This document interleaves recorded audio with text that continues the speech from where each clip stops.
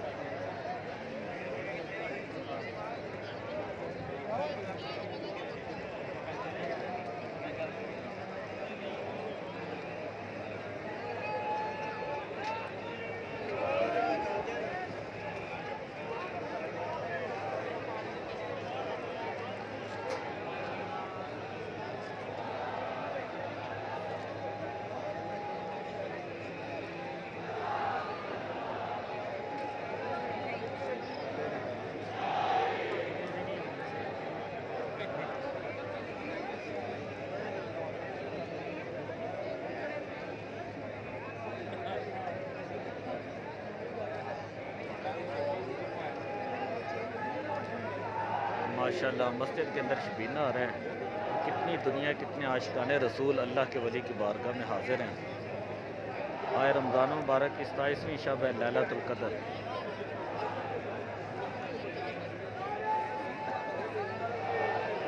हर तरफ जाके हम नहीं दिखा सकते, ये एक तरफ ये बस दाता साहब की, दूसरी तरफ भी हज़ारों आशिकाने रसूल मौजूद हैं।